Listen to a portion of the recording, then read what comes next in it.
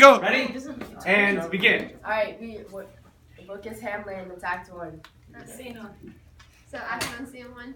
So in Scene 1, there's like two guards and they're exchanging like their posts, like one's leaving and whatnot, and then Horatio comes and then they see this ghost and they start flipping out and they're like, what are we supposed to do? And then they're like, oh, we should tell Hamlet. Alright, and in Act 2, like King Claudius is like saying that he has a whole meeting and he brings up everyone. He says that he like is marrying Gertrude, and then Claudius and Polonius give Laertes permission to go back to France. And then Hamlet is approached by Claudius and Gertrude, and they both try and make Hamlet feel better after the death of his father, and he like doesn't want to talk to them, and like King Claudius tells him like, oh, think of me as your father.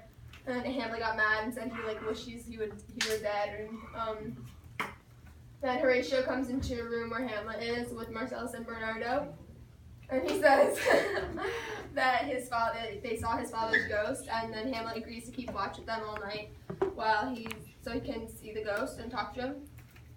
Alright, in Scene 3, basically Polonius is telling his son Laertes that loaning money is dangerous and that he shouldn't be doing that even if they say they'll pay him back.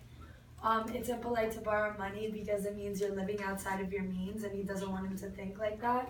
So one of the quotes was, neither a borrower nor a lender be, for a loan oft loses both itself and friend, and borrowing dulls the edge of husbandry. And then in Scene 4, both of the Horatio and Marcellus take Hamlet to the roof, and they both stand guard.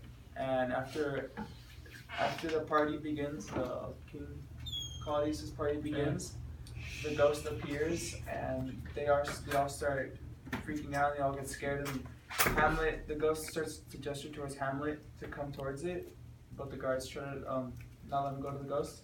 But then Hamlet pulls out his sword and forces him to let him go, and eventually he goes out to the ghost. And then an important line is, my fate cries out and makes each petty artery in this body as hardy as the Numidian lion's nerve.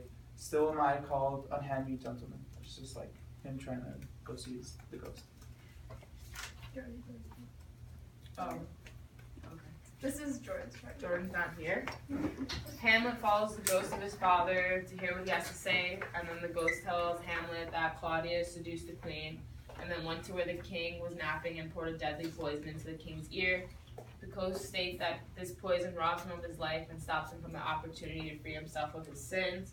Before the ghost returns back to perjury, he tells his son Hamlet to seek retribution.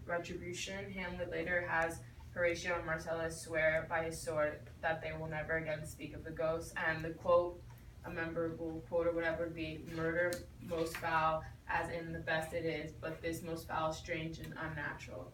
The ghost is describing to Hamlet what is strange about his father's death. As Hamlet is trying to make sense of it, the ghost is describing everything in detail.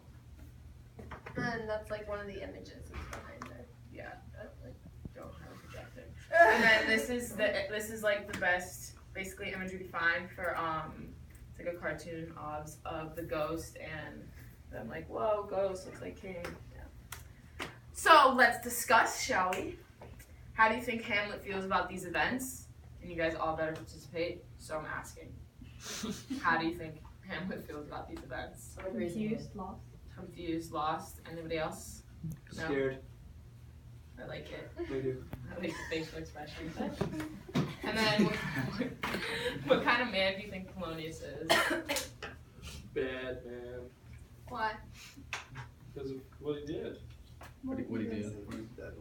No, I think It's later on. What he did. I think he's harmless. Yes, he is a father. He's a good father. He gives advice to gives advice to his son, and he takes care of his daughter. So I think he just like. And you segue into the next question. Do you think Polonius is right in telling his daughter not to talk to Hamlet?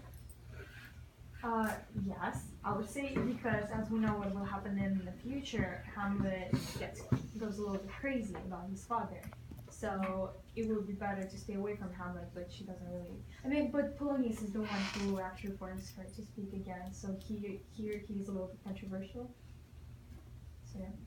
And I think he also understands like the new world that like Hamlet's now brought into with his father's death, like all this like the responsibilities he has and like all the craziness. And it's kind of like the equivalent of like a celebrity today. Like you're surrounded by everything. Everything you do is magnified and overanalyzed. So it kind of made everything harder for Ophelia too. Touche. All right. Cool.